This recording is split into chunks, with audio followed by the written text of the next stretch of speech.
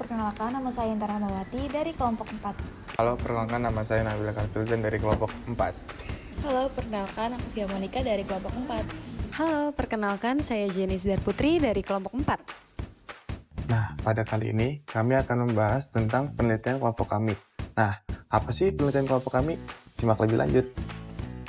Jadi, kegiatan yang kami lakukan merupakan penelitian dengan judul peranan aplikasi TikTok terhadap perspektif toleransi di kalangan generasi Z.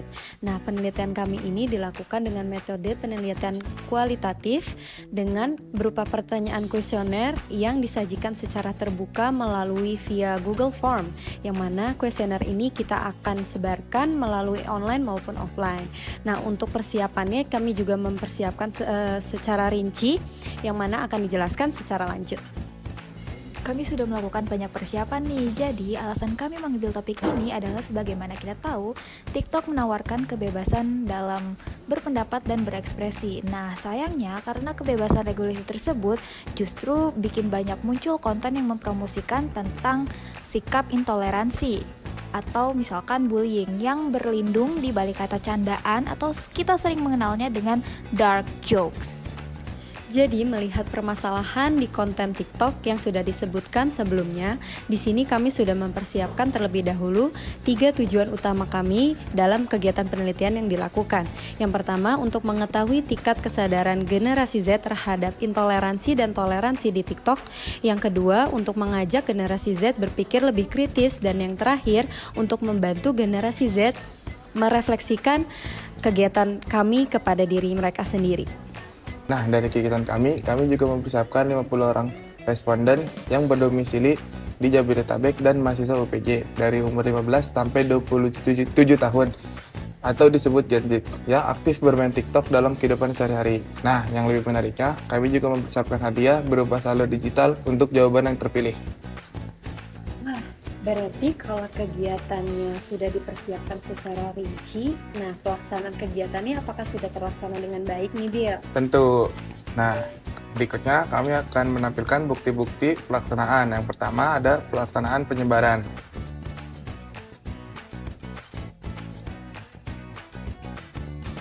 Nah, selanjutnya merupakan bukti pengisian kuesioner oleh responden.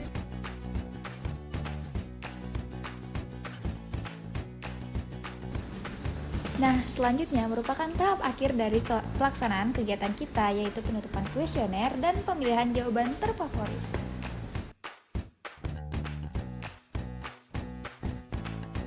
Menarik banget ya kegiatannya. Nah, yang jadi pertanyaan, apa sih yang menjadi kriteria jawaban terpilih? Nah, kriteria dengan jawaban terbaik merupakan responden yang memberikan jawaban-jawaban yang mampu merenungkan dirinya sendiri terkait kehidupannya sehari-hari dalam aspek menghargai perbedaan yang dapat dihadirkan dalam rasa maupun perilaku di kehidupan sehari-hari.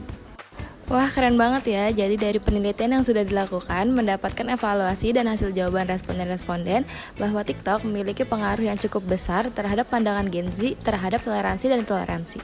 Konten-konten yang beredar di TikTok dapat mempengaruhi pola pikir Gen Z dan bagaimana mereka merespon perilaku toleransi dan toleransi dalam kehidupan sehari-hari. Jadi, kami berharap kegiatan kami dapat menjadi sarana bagi Gen Z untuk lebih memahami serta menerapkan sikap toleransi dalam kehidupan sehari-hari. Kami juga menawarkan ide dan solusi untuk meningkatkan edukasi digital di kalangan generasi Z. Dengan mengedukasi mereka tentang bahaya intoleransi dan pentingnya menghargai keberagaman, kami percaya mereka bisa menjadi agen perubahan yang lebih baik. Edukasi tersebut dapat berupa pembuatan filter Instagram Get to Know About Toleransi dan pembuatan poster terusan di Instagram Story agar lebih mudah menarik audiens generasi Z dalam menyebarkan nilai-nilai toleransi. Dari kegiatan ini, kita semua jadi lebih paham pentingnya mendalami pengaruh media sosial khususnya TikTok terhadap cara pandang generasi Z. Kita jadi sadar, meskipun TikTok seru, ternyata juga punya dampak yang besar terhadap cara berpikir, terutama soal toleransi.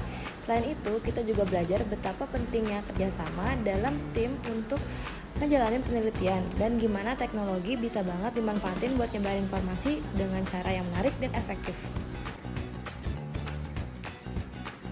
Dari ikut serta dalam penelitian ini, aku jadi lebih sadar tentang seberapa besar pengaruh TikTok terhadap cara pandang aku tentang toleransi.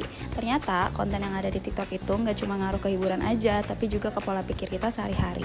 Melalui kuesioner ini, aku jadi lebih mikir tentang sikap aku terhadap perbedaan atau gimana aku harus lebih menghargai orang lain, terutama dalam hal yang berkaitan dengan toleransi.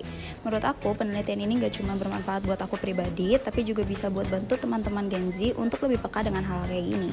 Via video dokumentasi dari kegiatan kelompok kami harap kami bisa menjadi sarana bagi Gen Z untuk lebih memahami dan melakukan sikap toleransi dalam kehidupan sehari-hari. Terima kasih.